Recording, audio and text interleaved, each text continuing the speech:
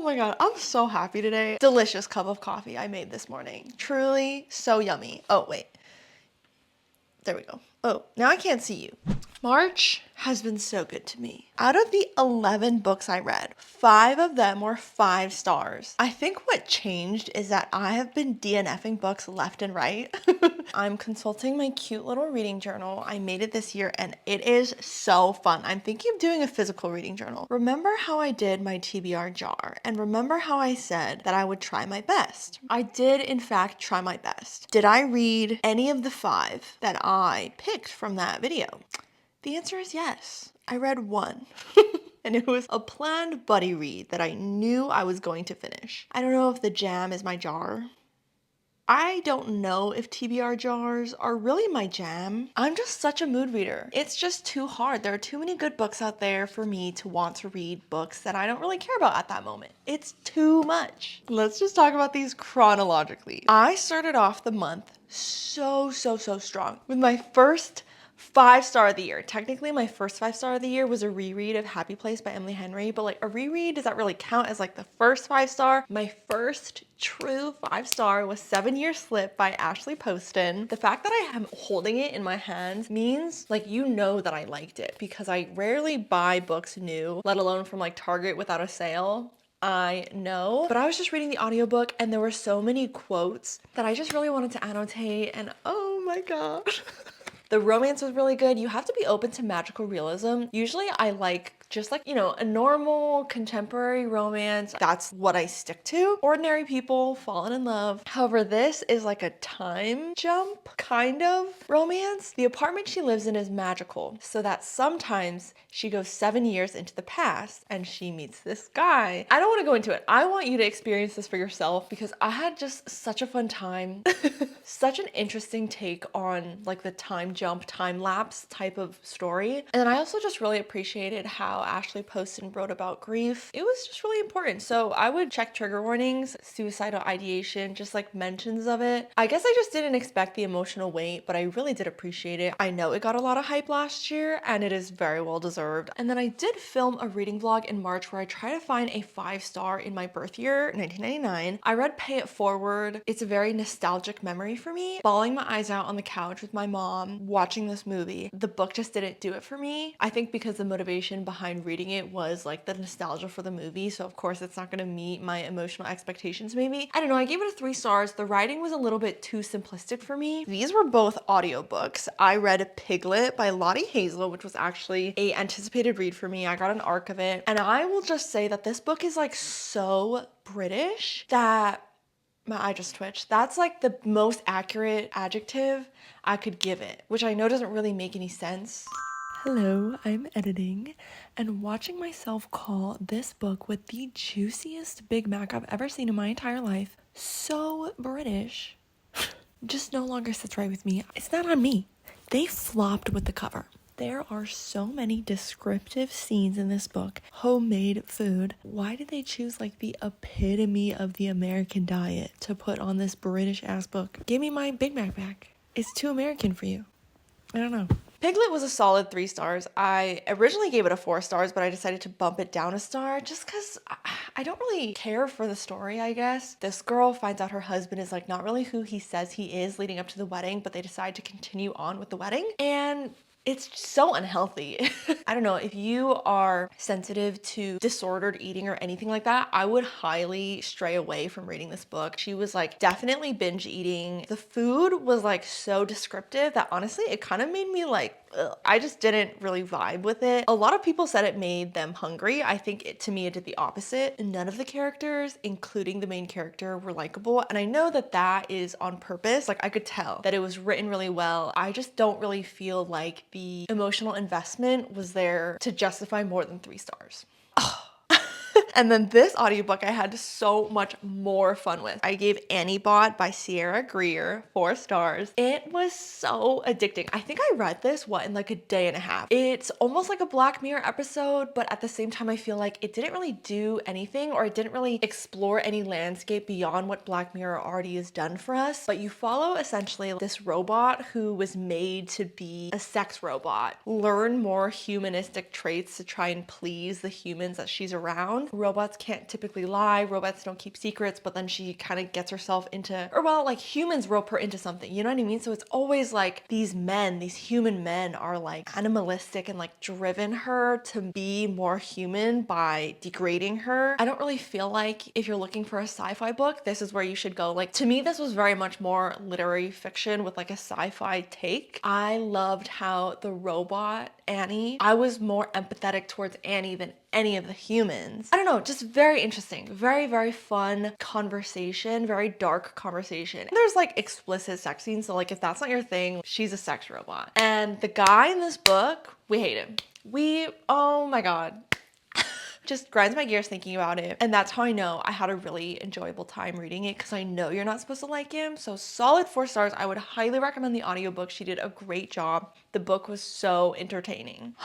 And then I read Lot by Brian Washington. He's one of my favorite authors. It's a short story collection and I buddy read this, and I think buddy reading it made it a lot more special to me. We read a story like every day, so it went over the span of like a week and a half or something, I can't remember. Analyzing every single story right after I read it, or like discussing it at least briefly before moving on to the next one, made it so much, like I sat with the stories so much more than maybe I would have if I read it alone. There were so many heart-wrenching quotes from this book that I was reading, and it just stopped me in my tracks. And that is what Brian Washington's writing does for me every damn time. Shameless plug, if you don't follow me on Instagram, go check it out. I will link it down below.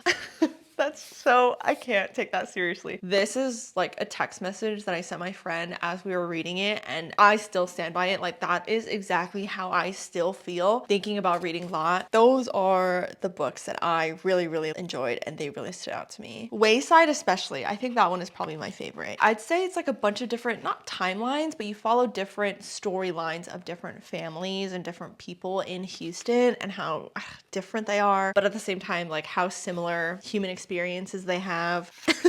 I don't remember the context, but this is page 190.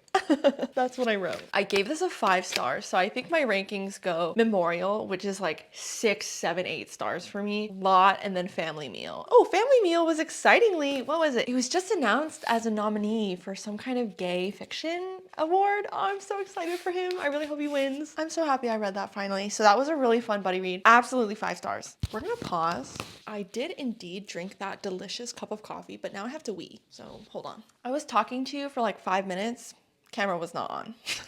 Glasses are back on the head straight. I hope they were not askew that entire time. And we are gonna move on to Hereafter by Amy Lynn, which is such a heartbreaking memoir. Amy's husband, Curtis, unexpectedly passes away when he's 32 years old. I think she's also like very much early 30s when he dies. 10 days after Curtis passes away, Amy herself is in the hospital with like this life-threatening medical condition that she didn't know she had. It is such a gut-wrenching story, and I applaud Amy for writing this book. It was really brutal. I gave it a 4 stars because the chapters and how it was formatted was really just like a little bit jarring for me. I don't know how to describe it, but it was such a good read and I highly recommend it. Amy read the audiobook herself, so it was absolutely heartbreaking. These are some quotes that I put in my Goodreads review. I'm getting like sad looking at them. Let time be tender towards us. Let love be at the end, wherever that may be. I worry that we will divorce, not that he will die. And then later on in the book, she says, I cannot believe how much pain we are asked to bear when we are alive. How even if there is a way, no one can show us how to live with it.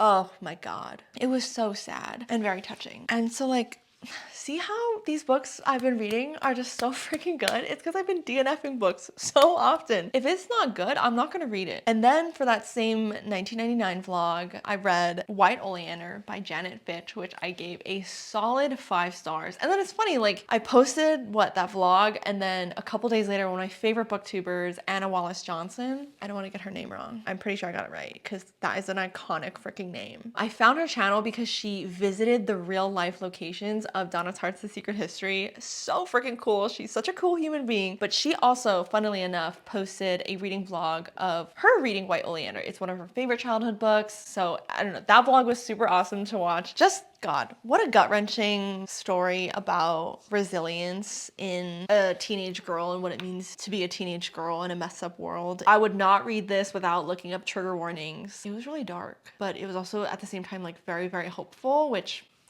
those are the stories that I eat up. So I had a really good time reading that. And then something that changed the game for me. I picked up the first Veronica Speedwell mystery by Deanna Raybourn, A Curious Beginning. The cover, stunning. My annotations on top of the cover, stunning. The story itself, life-changing. The banter is so good. So this is like a historical romance, historical mystery, plus a slow burn. The main characters are so witty. They are so intelligent. They're so quick-witted. It makes it so much fun. I feel like I've talked about this book like way too much this month, but this will easily become one of my new favorite series. Such a fun book. Our main character, I love Veronica. Again, such an intelligent, quick-witted woman. She knows what she wants. She goes out and gets it. Mwah. I love her. And I love Stoker. He's like kind of closed off at the beginning. He wears an eye patch. Need I say more? I don't think so. And then the last nonfiction that I read, so I only read 2 this month, but that's like pretty good for me. I read The Manicurist's Daughter by Susan Liu, and I gave this a 3 stars. I read the audiobook. I thought that this would kind of break my heart a little bit because her parents are Vietnamese immigrants, and I do have, my family did have to escape from Vietnam, and that part of the story, her mom struggled to get out of Vietnam, all that, to me, I loved reading about it. I think this is just a personal preference. I just don't really like how the information was presented. Like I just think it was well written, but I don't think this is a story for me, which is why I gave it a 3 stars. Then me and this like tiny book club, and by book club I mean like me and 2 friends, we buddy read The Heaven and Earth Grocery Store by James McBride. Do not go into the book reading like The Dust Jacket. I feel like The Dust Jacket is so misleading. Let me go on Goodreads. It frames it as like some kind of historical fiction mystery. Like they find a dead body in a well. The hefty, important chunk of the book is not about the body. Only pay attention to the very butt end of the blurb, which is dilapidated neighborhood where immigrant Jews and African Americans live side by side and share ambitions and sorrows. McBride shows us that even in the dark times, it is love and community, heaven and earth, that sustain us. So 100% this book focuses so much on community, and it is very much like a big townsful of people and how their stories get inevitably intertwined by living in the same town. 3 of us gave it a solid 4 stars. My only gripe with it is that like I feel like there was almost too much going on. It could have been a little bit shorter, and like we could have focused less on like a few of the side characters, but at the same time it was really entertaining, especially after like 75% mark. Like you cannot put the book down. It was so fast paced. It grabs you by the neck and it doesn't let go. I love a big cast of characters, but for me, I feel like it was so big without as much depth as I like that it kind of got lost on me a little bit. But overall, still really, really fun to read, 4 stars. And I ended off this month with a bang. I finished one of the books that is on my priority TBR for 2024, which is Before I Let Go by Kennedy Ryan, and I gave it, of course, a 5 stars. I feel like I haven't heard anything negative about this book, and good. Rightfully so. Second chance romances, one of my top tier tropes, and this one I think does it in such a beautiful, kind of real way because our 2 main characters are divorced and they're co-parenting now, and you don't really ever get to see that element of like how the kids are involved, how a family business can be entangled into the romance. It was really fun to read because there was so much else going on besides the romance. With that said, I don't think the book has fun tropes, as in you can't walk into it expecting like a very lighthearted story, because this isn't it. It's very emotional. It's very deep. It's very, very good because of how deep it is. I would look up trigger warnings. There is child loss. There is grieving. There is familial death. It was a lot more heavy than I expected, but like in the best ways possible. The importance of self-care and therapy, not like the self-care that's the trendy self-care, like truly doing the hard, dirty work of taking care of yourself and digging yourself out of a depressive episode, which is very much the main focus of Before I Let Go. And I just thought it was done so beautifully. Oh, I took this recommendation from Ozzy Reads because this is one of her favorite romances, and I will read anything that Ozzy recommends just because, wow, so good. I think this book has more spice than I would have liked, but I feel like that is with a lot of contemporary romance. I'm not really a smut girl. I like it every once in a while, but like that, a lot of this book was physical chemistry and tension than I'm used to, but I still gave it a 5 stars because the tension was warranted since they are divorced and what they went through, and it was really a gut-wrenching story and I absolutely loved it. I adore the 2 main characters. I adore their kids. Literally, I messaged Oji because I was like, how does this get better, babes? How does it get better? That's such a beautiful feeling for a reader to feel because that's how the main characters felt. Like, how is this gonna get better for me? And the fact that she could make me feel like that, wow. Those are all the books that I read in March. I read 11 and most of them were phenomenal. I'm so happy about it. Please let me know down below the best book that you read. Maybe just complain about a book if you want to. I understand that feeling if you need to rant about a bad book that you read. Thank you guys so much for watching. I hope you have a fantastic week and I will see you in the next video. Bye.